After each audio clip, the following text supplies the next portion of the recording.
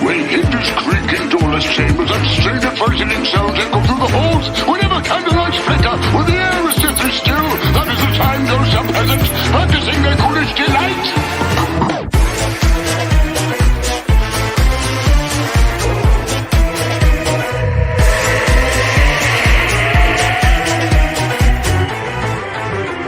When cryptos creak and tombstones quake, spoons come out for a swinging wake. Happy hearts materialize and begin to vocalize. Grim grinning ghosts come out to socialize. Close your eyes and don't try to hide. Shrouded in a dark disguise. Grim grinning ghosts come out to socialize.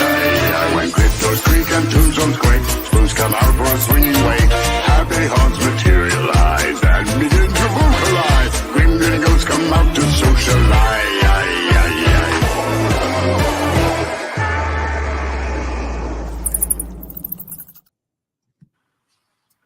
All right, it's freaking bats. What's up, everybody? How is the world? We're running a little late because I had a long day and I accidentally overnapped. So. Tell us about it, Chuck. Not your nap. I'm sure it was glorious, but about your day. Well, I worked from yesterday. I mowed grass, got attacked by yellow jackets, got 3 hours of sleep, went to work from about 10:30 to about 7:30, went to a event at our armory, was there from 7:30 till 2, came home, switched vehicles, and then went to my niece's birthday party. How old's your niece? She turned 9 yesterday. That's awesome. If you go back to multiple, like there's a while ago, it was about 2 years ago, she did a video with me opening Nightmare Before Christmas Adorables. So. Well, that sounds adorable. I'm like struggle bussing over here. Really trying to get my shit together. Chesley face painted for all the kids. That's cool. I got these sweet Sam I'll rotate my big fat arm tattoos that she painted on me. Should have done the real thing, Chuck. I know. There's just a big difference between free and That's for damn sure. That is for damn sure. So I got this. I shared this across as many groups as I could. If you are here, hello. I see we have a couple people on YouTube and Facebook following us along with this little journey. Say hi. Join us in the chat. Don't hesitate to chime on in. We'd be happy to hear what you have to say. Most definitely. Yeah, and this month, the movie that we dove into was Dawn of the Dead, 2004's Dawn of the Dead. What do you have to say about it, Chuck? I really enjoyed this one. This was we decided to do remakes, and this one won by a landslide, definitely. Whenever we put it out there. And I was glad. This is the first time it was a movie I did not select. Yeah, no shit. This was a Josh selection, and it won. I know it would. But it's a good movie. Making this happen. What's up? I said thank you all for making this happen. Yeah. This victory, being the one to pick the movie for once.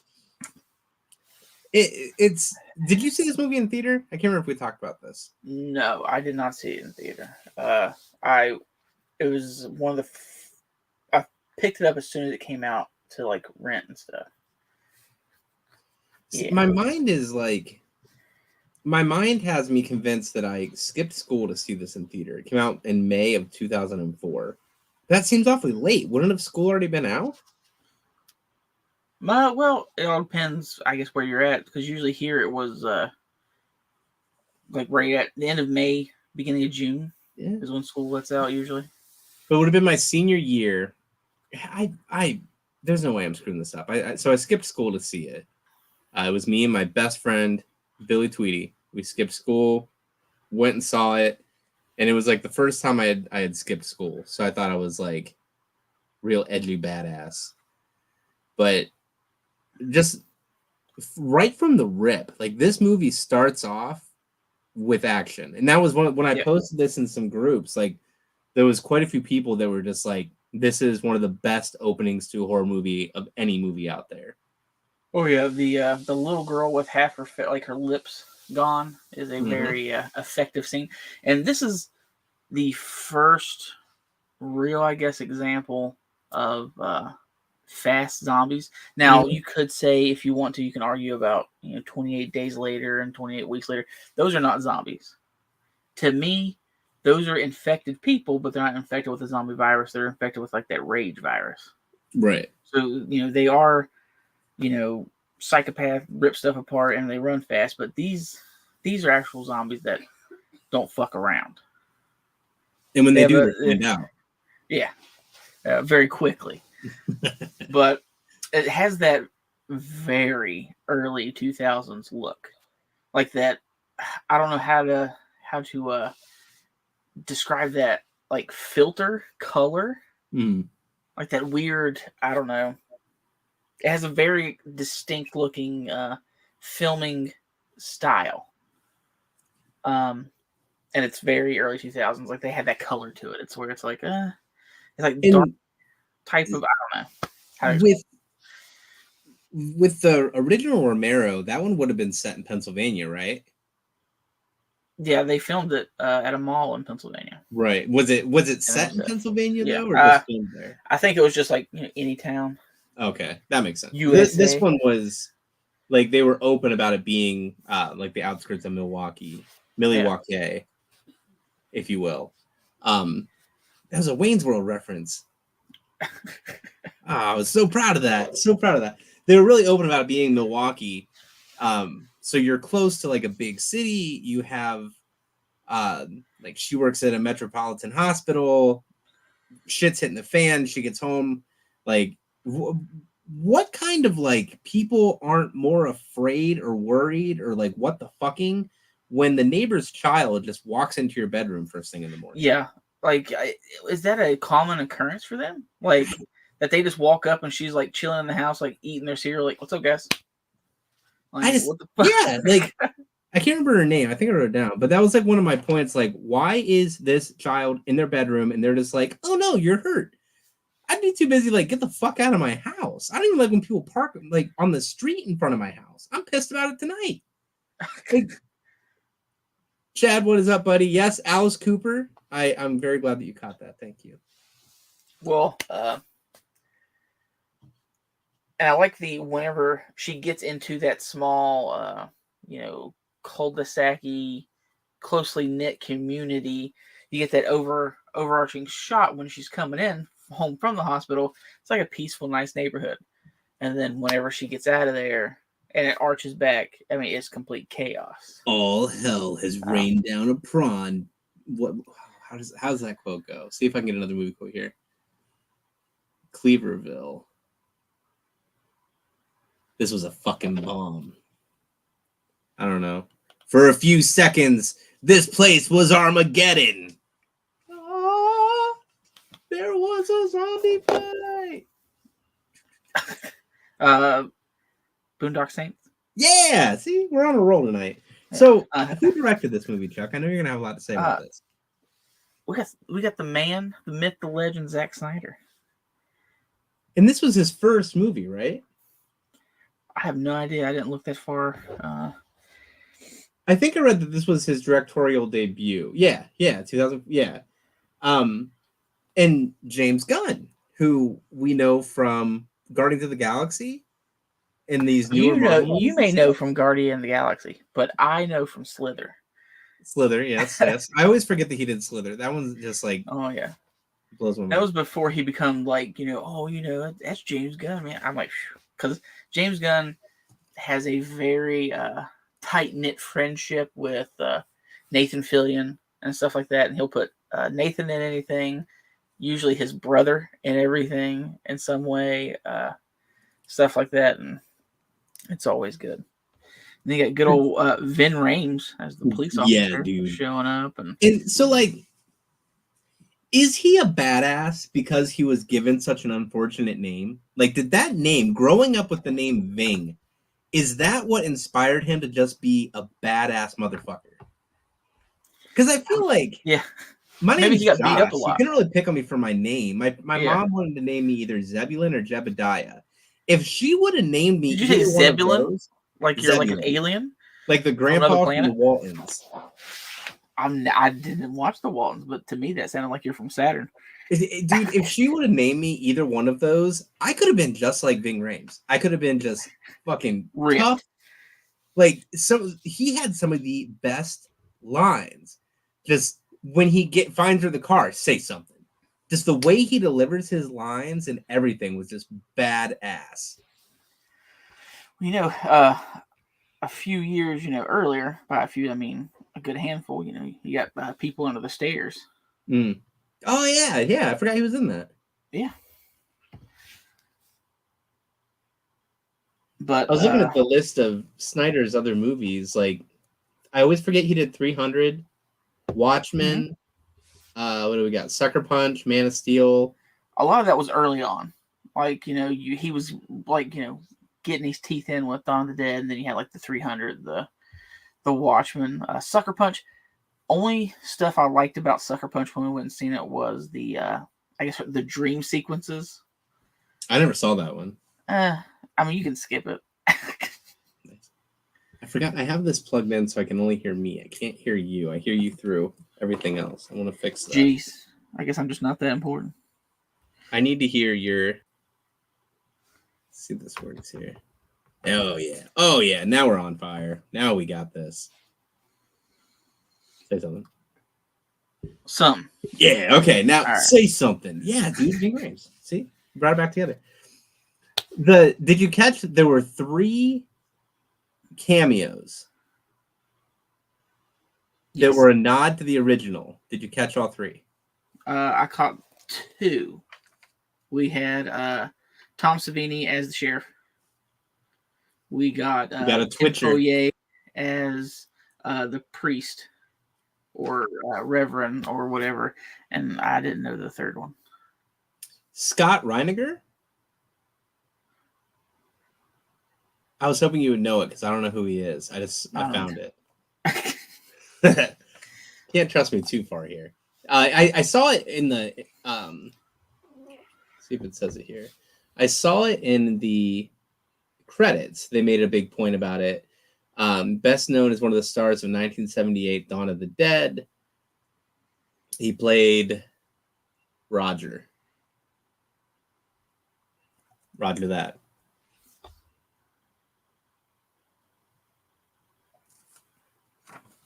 No, my favorite person, and I was very excited for Chesley to see it when they popped up, was Ty, what's his name? Burre, Burwell. He plays Steve, but he also plays the dad from Modern Family, and he is the polar opposite. He is perfect in this movie. I love everything about him in this movie. Like, he is just so stoic, so cold. Like, every line he delivers, love it. I know we will be skipping around a whole lot while we're doing this because we're not doing linear. Yeah, we're not going to do linear anymore. But I'm just going to point out favorite parts. Just point like, man, that was cool.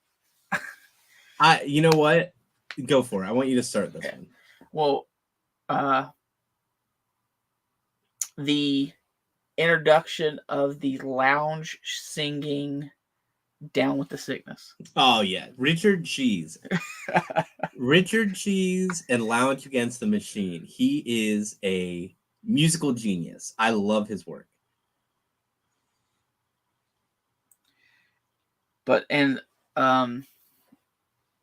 Did you ever play Grand Theft Auto? I did. Not a lot, but I did. So did CJ remind you of anybody? I think so. The head security guy. Yeah. Oh, what is his name? The actor or Yeah, well, like his look and stuff like that. yeah. Oh man, it's Michael one of the. Kelly.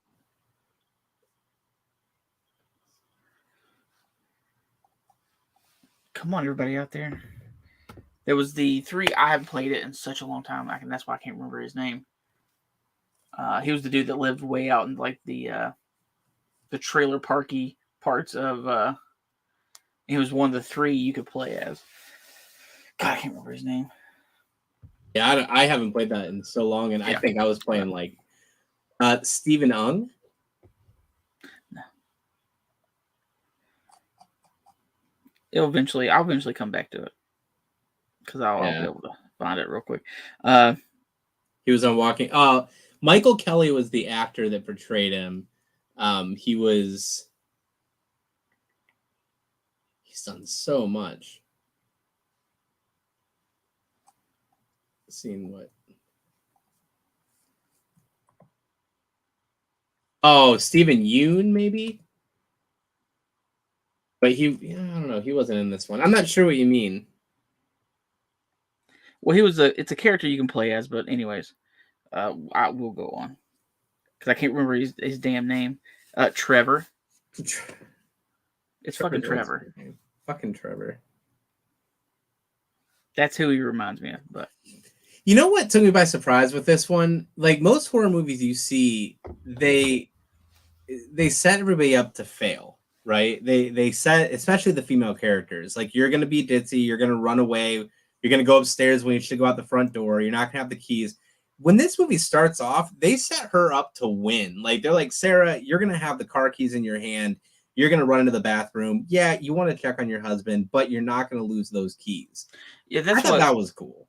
Yeah, that was the first thing she grabbed. And if she wouldn't have grabbed them, she would have been screwed right off from the start. Right. And when her and Vig Rhames come together and then they meet Mekhi Phifer, 8 Mile, love that movie.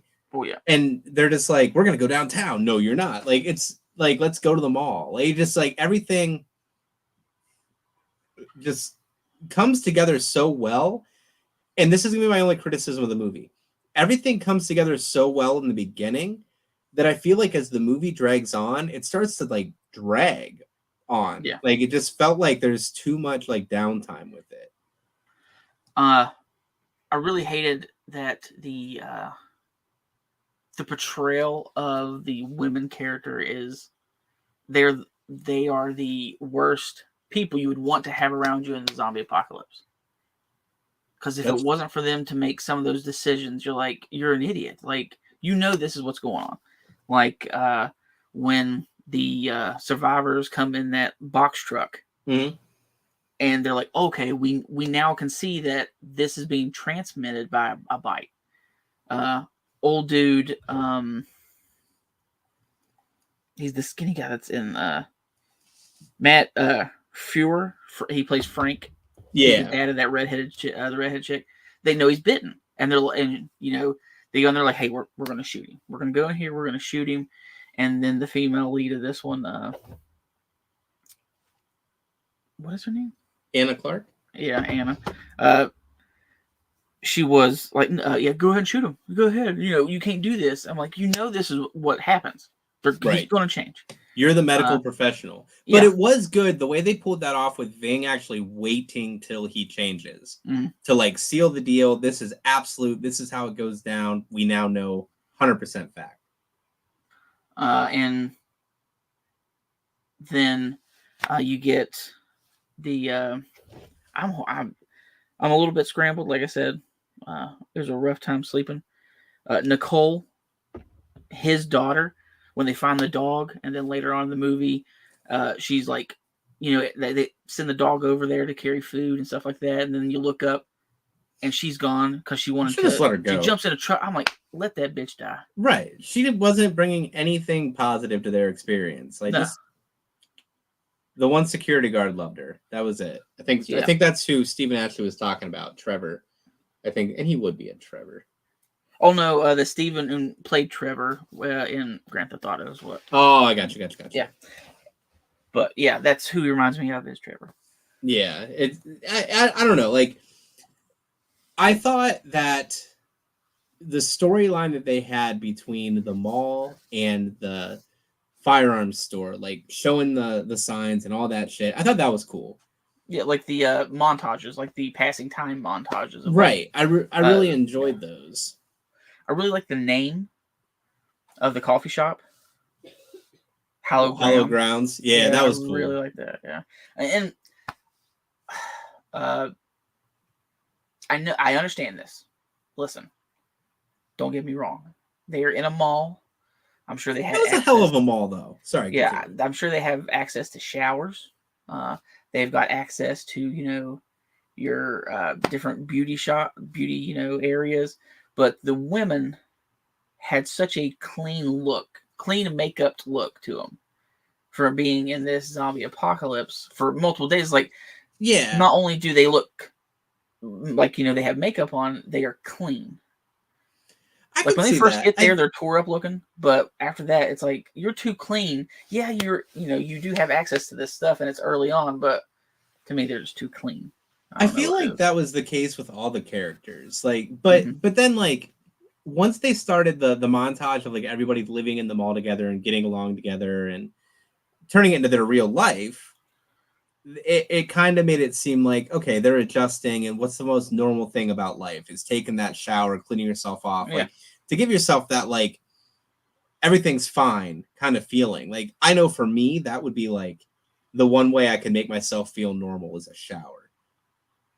Like, blow my mullet back in the wind and just feel those, that excess zombie parts out of your beard, So I see what you're saying.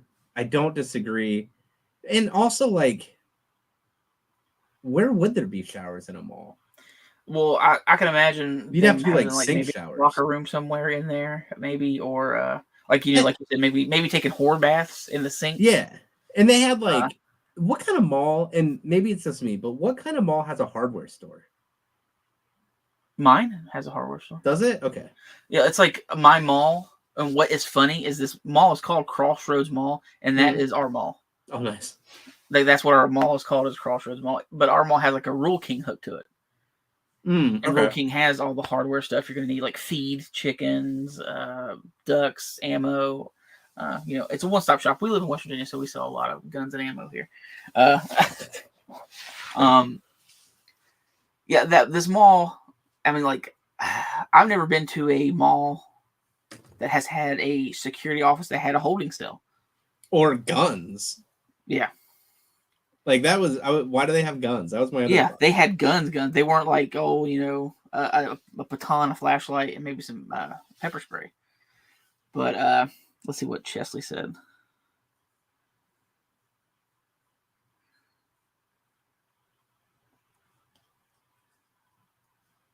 Yeah, I mean, there wasn't... The one character Chesley loved and was very heartbroken that she died. Woman. Yeah, that was a cool kill though. Like, that whole scene was. Let's talk about that scene. So, first off, everybody just being like, "Oh, Mekhi Phifer and his wife are now gone." That's not weird at all. She's pregnant, so they're just doing their own thing.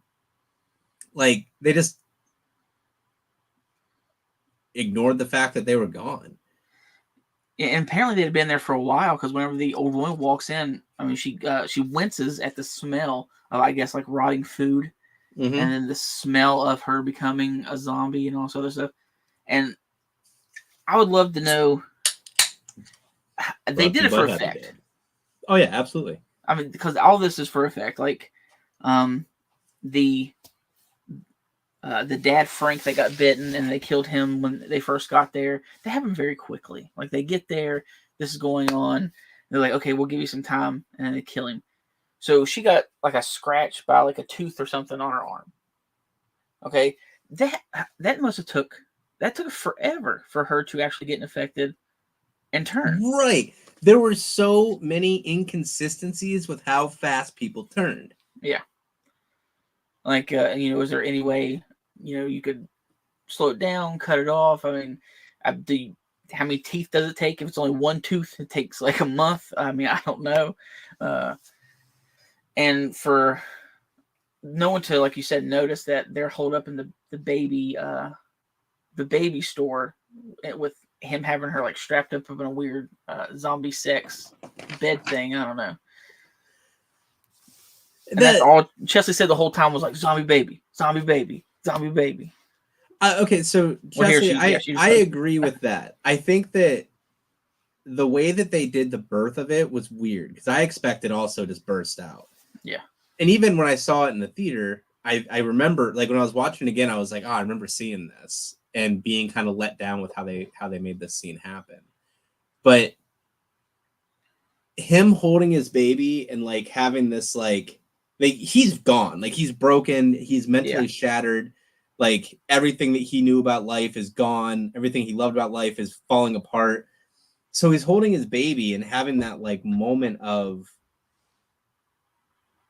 like that had to have been like just the real breaking point, is seeing that his baby's a zombie, and then the old woman walks in and blows the face off of his like she sees it and she's horrified, and she's seeing everything, and then the zombie mom makes noise and she pulls the gun up, and then he's like, you wanna kill my family?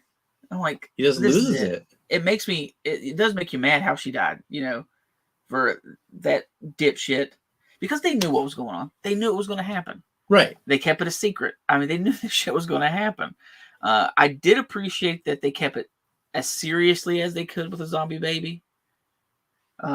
Because there was a show from 2014 called Z Nation. I don't know if you've ever seen it. I remember you've told me about it a few times. It was on Sci-Fi. They had a zombie baby scenario roughly like this, but the zombie baby had just been born. It was like jumping around and moving around quick. I'm like, that doesn't make any sense. The zombie baby is not the muscles are not developed or nothing like that. It doesn't make any sense. This was just like, boom, a zombie baby. I wish it was more disgusting. That's what I wanted. I wanted a grosser look. It was such a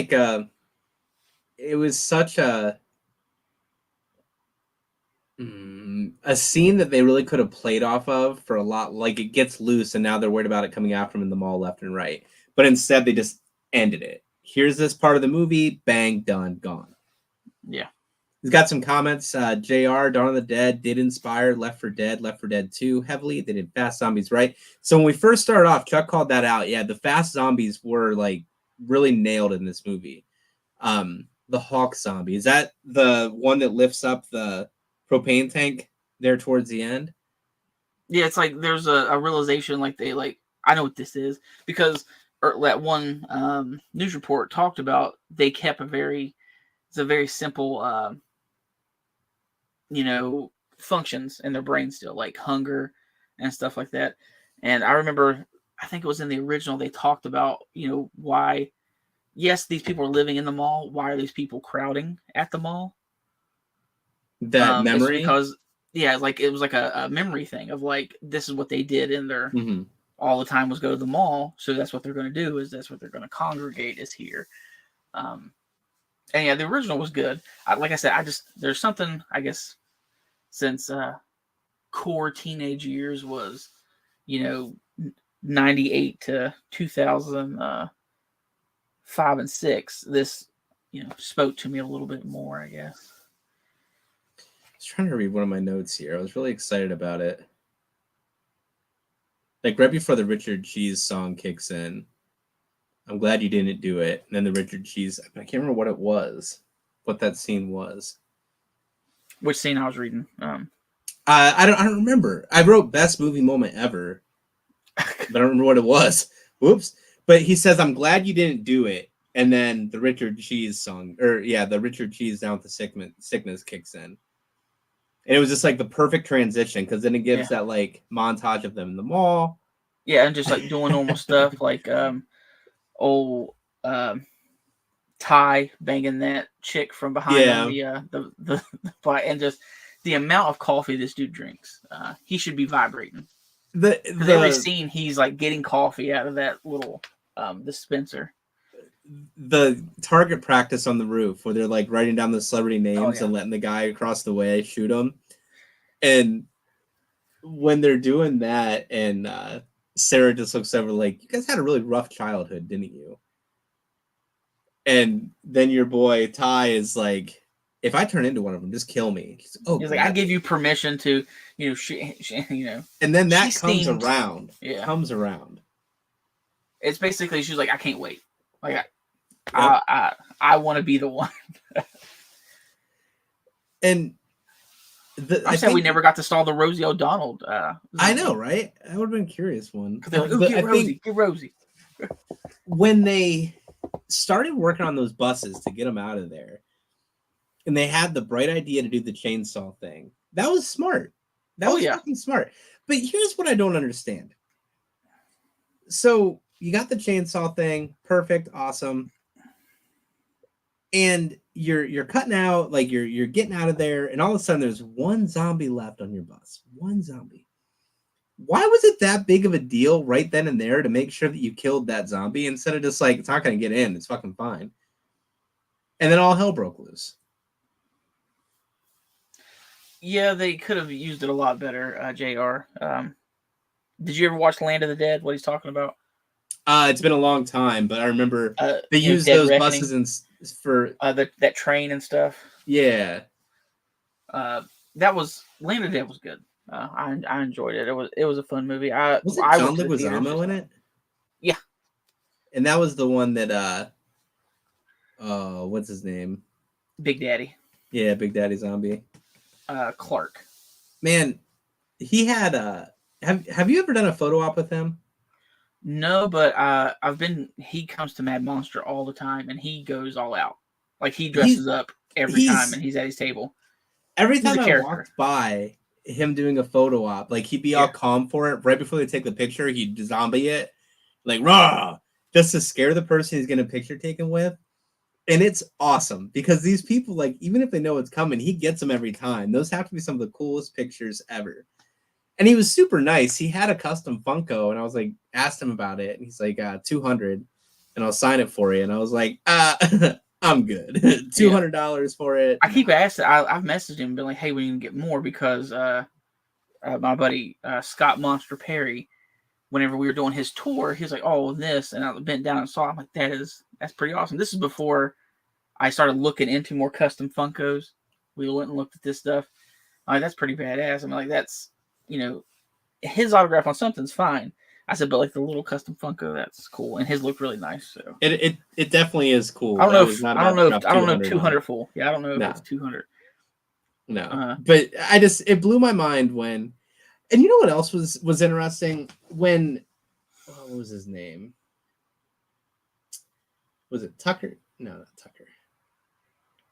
Glenn, our lovable church organist. He is an amazing guy. He's just happy to be alive. And he's giving his confessional to the locked up security guards. Just like, and they're all getting they're all changing. Right. They're just like, please stop. Leave us alone. Audie March Productions. Hello, sir. How are you? We love to call out when certain folks drop in. We like to kind of say who they are, what they're about. Audie does some amazing 3D printing. Oh, yeah. Some awesome pieces out there. So you got to look him up, Audie March Productions, over on Facebook and Instagram too, I believe. Yeah, I think it was sometime in December or early January. I had the video come out that he did my buddy John's full head 3D print of Jason X mask. Yes, that mask was the shit. It looked amazing. I'm trying to get him to take it next weekend to when we go to Mad Monster for Kane Hodges. Why wouldn't he? Yeah, dude, definitely. Yeah, he's weird about certain things. He's very picky about what he gets signed. Like, he likes to custom make everything. Like, right now, he's in a time crunch because he has to make 3 props to get to take. He's working on his Auto 9 for Peter Weller. Because that's RoboCop's gun. He's working on Cherry's leg gun. They make them. NECA made some, but they're like $700 now. It's a full 1-on-1 replica of her leg gun. he is making his own. He bought a M4 airsoft gun. He found a rocket launcher attachment that goes under it, and he goes into detail when he does it. It's very neat stuff. What else is he? He's working on the telephone for Heather Langenkamp with the Freddy tongue. Yeah, he's building that. Oh, that's rad. I love pieces like that for signings. Audie just said that he does have his own mystery box coming out before the end of the year. I am stoked to see what he does with that. And I also, before our chats get lost on us here, I want to point out JR's comment because he's absolutely right here. And he points out something I didn't know about. So JR said Andy was criminally underutilized. We got that lost tape featurette. The actor killed it. I didn't know about that. The lost tape. Yeah. Andy's terrifying last days. I want to, you know what? Maybe I did know about that.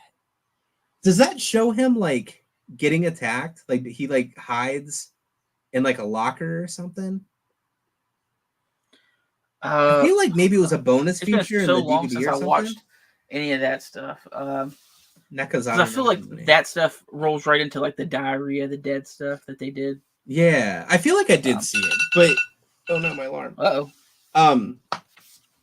Yeah, I agree. There should have been more for Andy. Like, it would have been cool if they could have kept him alive at least to meet and then die in front of us. That would have been great. Yeah. I would have loved that. Well, he talks about criminally underutilized is that we don't point out the redemption and like the growth that CJ is. Like the dude head security guard that he is, and then he's in the holding cell for so long, and you think that he's going to turn, like he's going to be like, whatever. He seems to like slowly accept it, and then whenever they let him out, and they're like, "Hey, basically we're going to shoot you in the face if you try to turn on us. We'll go down here and redo these generators and all this other stuff." And it's like he watches his partner die. A core member, like a core member of putting these trucks together and getting stuff together, and like, we're going to go over here and get this guy, and I mean, just stuff like that. You really start to like from the beginning when you meet him. You're like, this dude's a fucking douchebag. I cannot wait for his face to get eaten off. Where at the end you're like, man, I really hope he doesn't go because he is a very helpful member of the team. And then he's like, hey man, he's like, I got this. Go ahead, y'all get on the boat. Well, CJ was the one who got out of the truck and left Ving Rhames there to die.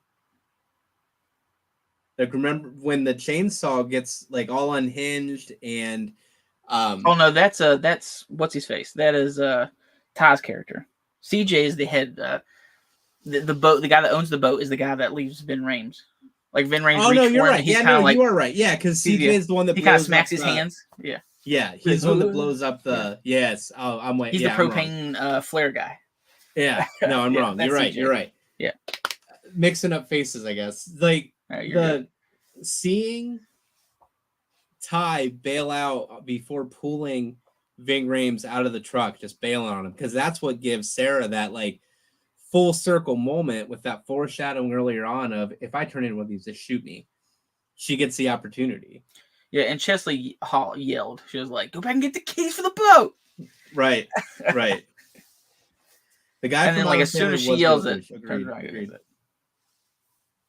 I don't think I've seen that Leatherface audio. I'll be curious. Like, God, some of those animatronics and stuff they're doing lately, this year, last year, are insane. Yeah, tomorrow I'm hoping to get a lot of my In Search of Halloween videos out of the way. We're gonna go to the mall, and I'm gonna hit like Big Lots, and we're gonna hit Lowe's, because we went to Lowe's last week, but they didn't have anything up. They had the area cleared off and squared off, but nothing was put up yet. And we had a couple things at ours, but nothing crazy. Yeah. There was a couple of screenshots I took before I jumped on here that I wanted to. In 2005. What's that? I was gonna say Artie talked about the NECA Auto 9s or money. I was like, he found just a little 3D printed kit, so he can just put it together whenever it got here. Because NECA makes like cool stuff. You're like, oh man, I'm gonna get that to go get it signed. Like, I really wanted to get a RoboCop Funko signed. But they were like $100 and some. I was like, motherfucker, I can't get. I came across something the other day, the RoboCop, that I thought about getting for SD Nemeth, but I don't buy that for $1. So John, I told John you were going to meet him. I'm sorry for interrupting. And I was like, he was like, ooh. I was like, listen, he's going. I was like, if you want me to send him something, I'm sure he wouldn't mind. He's like, he would like to get $1 from 1978. Oh, if you can find one, I'd totally make that happen. Yeah, they're $30. Because our cash money wears out, and basically our wore out money they stack in a safe after so many years, and then they destroy it. Is what they do with old money. Yeah, so anybody that would have one from 36 years ago, I said, you know what? I have one at my house. I said, I was born in 1987, and that was like a thing grandparents did, was like my grandson's first $1. And they'll sign it on there and give it to them, and you're supposed to put it in. Well, I actually kept mine, so I have $1 from 1987. That's wild. But go ahead, sorry. No, you're good. Let's see here. 2005, George A. Romero spoke briefly of how dissatisfied he was with Dawn of the Dead during an interview with Simon Pegg. Romero said that although the remake could pass for a good action film, he felt it was aimless and more of a video game. For that matter, as well as maintained that he was not terrified of things running at me. Which is interesting because it was such like a different tone.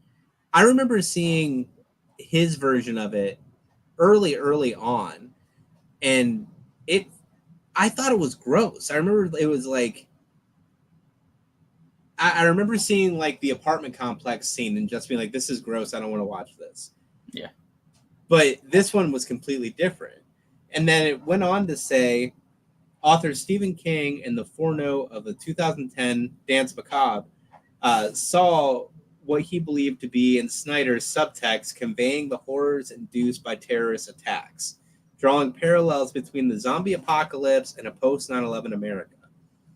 King described Dawn of the Dead as genius perfected in terms of its standing in the zombie genre. Yeah, I like. There's things to enjoy from both.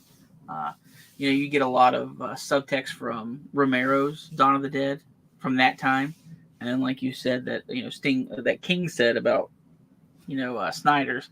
The similarities are zombie, mall, name. Yeah. Snyder's remake is a largely an action movie. With the pacing and everything like that, but it's still an enjoyable movie. It's funny how that like kind of set the tone and paved the way for his Army of the Dead movie. Because you can see some Army of the Dead would have been 2021. You can see some similarities in the way the zombies act in that movie. Yeah. They're more intelligent. Or are they robots, or are they aliens? Was that a theory to it? Well, like it's such a weird, like if you watch, I know this is not a Army of the Dead discussion, but we've been a little everywhere. If you can, whenever they shoot some of the zombies, you can visibly see that it's not like a flesh and blood underneath the skin or whatever. It's like a robot look.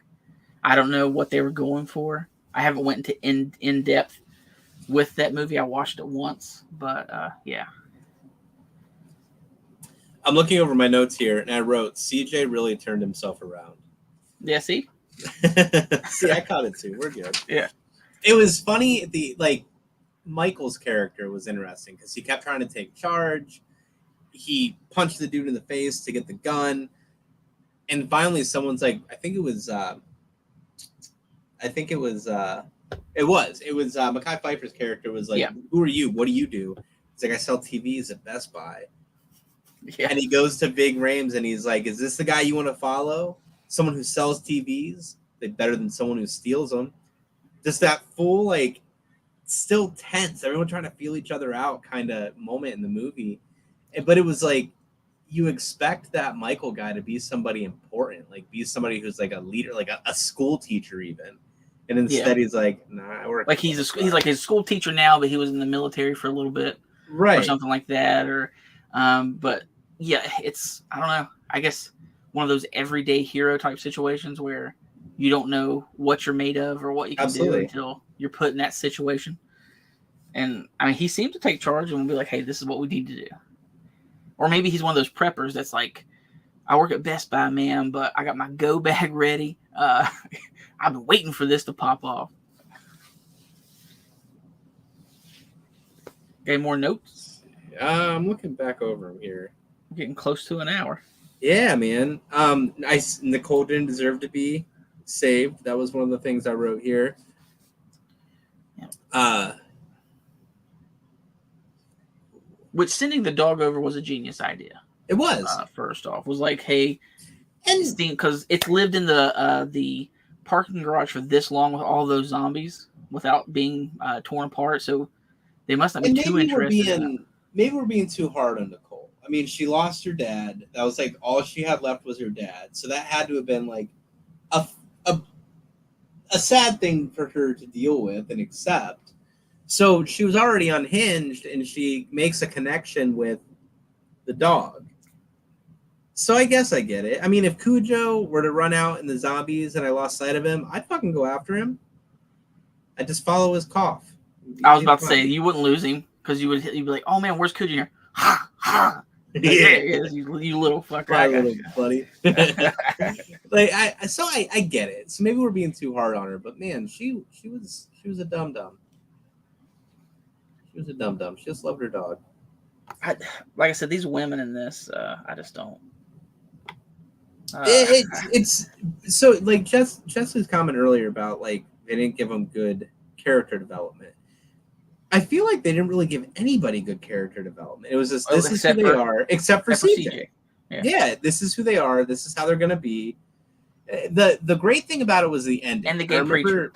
Yeah, I remember because he basically said, "Hey, I'm gay," and then they're like, "Well, you're a preacher. You're a man of God." He's like, "It was a job. I don't believe in God." I remember when I saw it in theaters, it was one of the first movies that I remembered and was like aware of there being something going on during the credits, because they got to the island and they have the camera, and then all of a sudden there's all these zombies and stuff jumping from the island to the boat, and they drop the camera and you don't know what happens to them. And I thought that was so rad how they played the movie out through the credits, and that was one of the first times I remember seeing that. Because it shows you the things they had to go through to get to the island. Like they run out of water. Yep. They find that dinghy floating, and there's a cooler inside. And Chester really liked that they flipped the cooler open, and there's just a zombie head in there still alive. Like, quit playing with your dinghy. Yeah. And then they run out of gas. Engine catches on fire, and then they limp to the shore. So it's basically telling you that they're dead. Once they get off that boat, they're stuck on that pier from the boat. Those zombies heard they're going to be dead because that boat's not going to move. They can't get back on the boat. The engine's shot. There's no gas. We're going to look something up here real quick. Let's see here.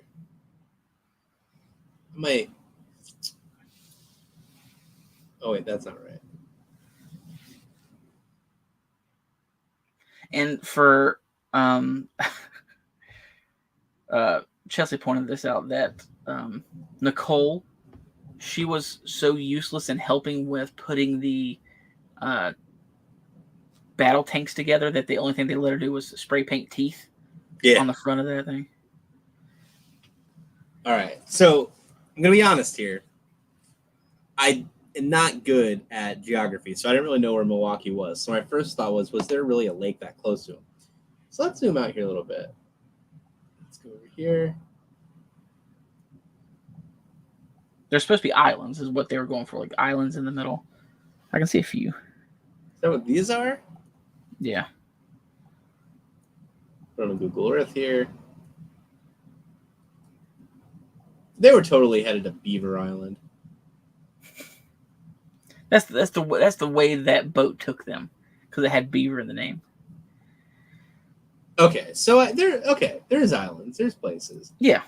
This has like, I mean, they said they weren't populated, or they weren't very populated, and they did get lost. So maybe they ended up at like one. Is there Swenson's barn? So I mean, there's something there. There's Swenson's. Okay, so there were islands. All right, whatever. Just seems strange. Yeah, for them to be on the water that long, I don't. They I mean, probably accidentally went right across and like, oh no, we're in Grand Haven. Huh. Okay. All right. Well, I guess there's islands. That makes sense. Hiawatha. All right. So all in all, I did think that it was a great movie. I did think that it was well done. And for my age, like this was around the time of, man, when did Resident Evil 2 come out? 2002. Okay, I'm wrong. Well, that's the movie. So it was earlier than that. I don't know. It was around the time that I was getting into like horror more and more and like the zombie movies and stuff like that. So this would have been one of the bigger introductions to it that I had. So it's one that's always going to live with me for that. The criticisms from Romero, I mean, that was one of his babies. Of course, he's going to be critical. He had his what he pushed to do a four-part story is what he wanted to tell. Right. You know, his Night of the Living Dead, Dawn of the Dead, Day of the Dead, and Twilight of the Dead, I do believe, is what he wanted. But he never got to Twilight, which I think I saw something a couple weeks ago of them working on the Twilight of the Dead or something like that. I could be wrong with what he wanted to call it, but it was the phases and like the painting of the zombie color and how they looked reflected the atmosphere, like, you know, dawn, dusk, all that. But I could see him, like you said, like his is something that he was very passionate about when he did it, and then for somebody to make a remake, he's like, this is poopy. Right. That makes sense. I can respect that. I'm trying to do something here. So you're not doing fast enough, Josh. Yeah, I know. I'm sorry. So overall, I thought it was great. Did you get a kill count or anything? Did you do Rotten Tomatoes? God, no. Let me do Rotten Tomatoes real quick. Yeah, let's look at Rotten Tomatoes. I slacked real bad with this one. Listen, the state of this room I'm in was like bad. Like I basically just pushed everything to a place to where I could sit to do this. Well, while he's doing that, if you're watching us over on YouTube, if you're not subscribed to us already, go ahead and do the subscribe thing, the thumbs up thing, all that fun shit. We love those things. I would sing you a song, but I'm not really feeling musical tonight. Ooh, ooh, ooh. Down with this thing. Okay, here we go. Dawn of the Dead 2004.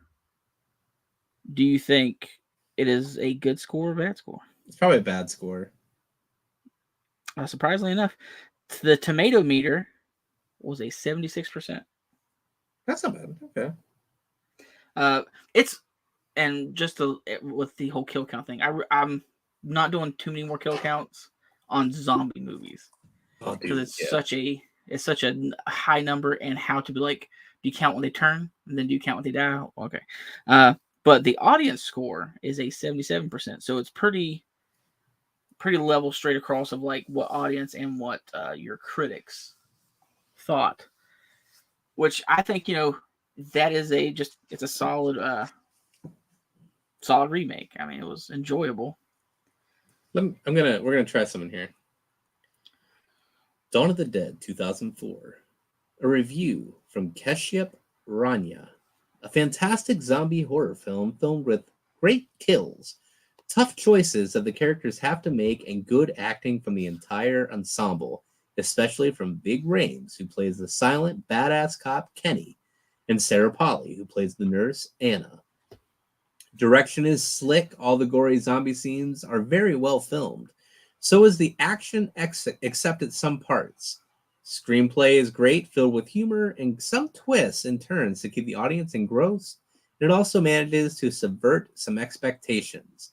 It offers all the stuff that a good zombie flick has to offer, but also touches on how society might collapse if such an event occurs, and how humans might turn on one another.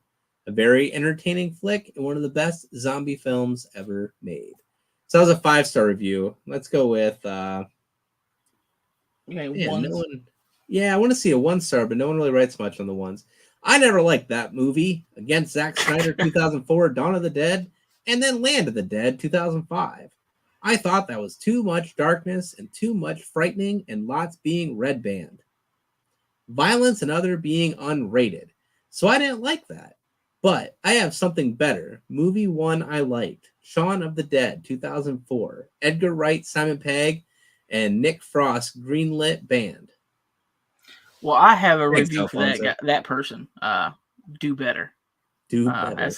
Just be a better review writer. It's funny, like there's 1 star or 4 star or 5 star, no 2 or 3. So I would say I would give it 3. I would give it. Is it out of 5? I'd give it 4 stars. Sure, 3.5 stars. Yeah. How about that? 3.5 stars. 3.75. There you go. That's perfect. No, it's a like I said, it's an enjoyable movie, especially if you're doing like reboot stuff. I mean, not reboot, remake stuff.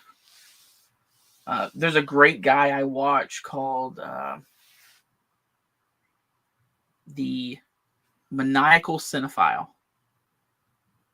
If you have a chance, hold on, I have him on my YouTube. I like to watch him. Chesley don't much care for him. Mm-hmm. But his page is called Stitch Together Pictures. Let me view his channel. That ring light, but I don't know how well that's going to show up. It's called Stitch Together Pictures. He's known as the Maniacal Cinephile, but he does a series called Boots to Reboot, and he compares the original to the remake.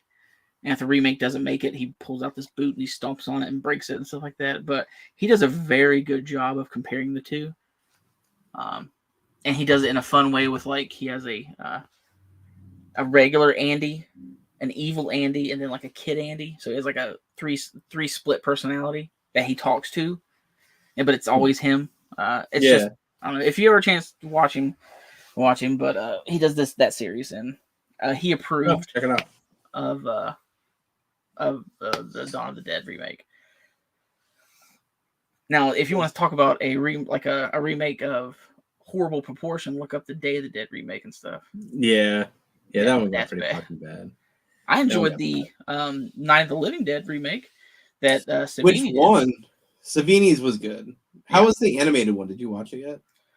It is basically a shot for shot of the original, but animated. Weren't there 2 endings in the original? Or am I just mixing? Who? Savini's was the one with... with Tony Todd. Yeah, Savini's was the one with Tony Todd. Yeah. Huh. All right, well, I guess we better wrap it up. We're hitting our hour. So, for a hint for next month is my birthday and Stephen King's birthday. So, to celebrate, I suggested to Chuck that we should do Stephen King movies. Are we still on plan with that? Yeah. Oh, yeah. Now, this is the question is, listen, guys, if you were done talking about Dawn of the Dead, so if you guys wanted to cut out, we're going to chat for a few more minutes, and then we're going to hop off here just to let you know. Chesley's like, you guys do a good job until near the end whenever y'all just kind of ramble. And we're like, we don't need to hear this.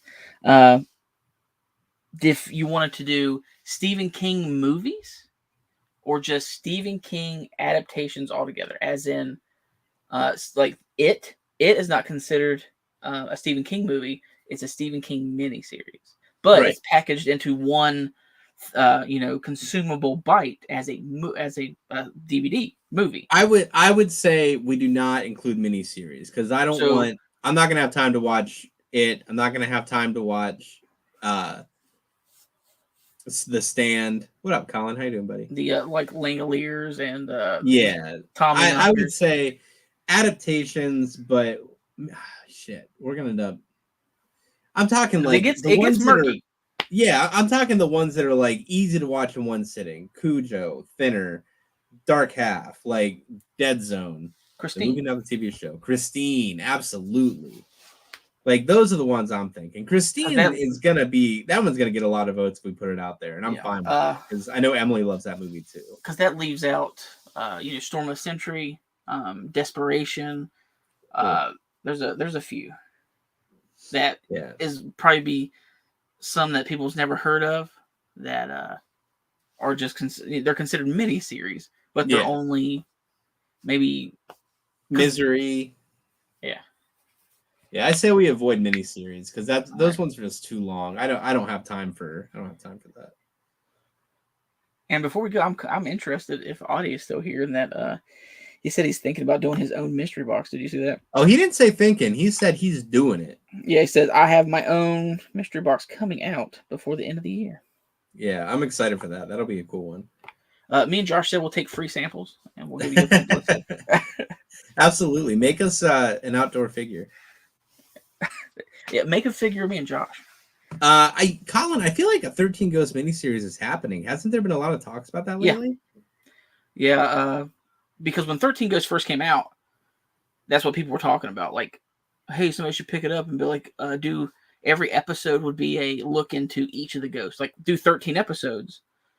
And then that's each of the ghosts or each of the people that's going to be, as the ghost. Like, how at the end the 13th ghost is what's his face or what, I don't know. But, so maybe 12 episodes. But then they talked about it and somebody is working on it. So, but most likely Netflix will pick it up. It will do very well and then they'll cancel it. Or Hulu, man. I could see Hulu grabbing that one and making it happen. Well, see, that's what after sucks. Prey, after Hellraiser. It's either going to be Hulu's trying to, or it's either going to be Netflix is going to try to like take that title from Hulu of having the good horror originals, whatever, or Hulu's going to grab it and run. Well, that was a big issue because I showed it to Chesley. I was like, I really enjoyed this show, but they fucking canceled. That's what they do every time. Is they get something and they put it out and you enjoy it and they're like, yeah, we canceled it. But they'll put like 20 seasons of some Love is Blind bullshit on there and you're like, nobody cares about this. It was called Daybreakers. It is, if you want to check it out. I know you don't have time. Yeah, but, no, I know what you're talking about though. That sounds. It's called Daybreaker. And it was like everybody over 18 turned into zombies. So all these kids basically became these zombie fighting tribes throughout this town. It has a very zombie apocalypse, Ferris Bueller day off vibe to it. Yeah.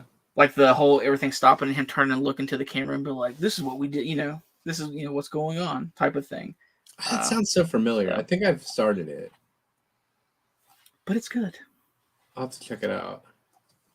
So look forward to Josh's birthday next week. Josh, next month. Next month. Next week. Next month. Put your address out there, Josh, so everybody can send you a gift. Oh, good idea. Yeah, great. Put your Amazon wish list in the dog shit bags on my front lawn. It has been a great review. I enjoyed. Yeah, it's been fun, everybody. Yeah.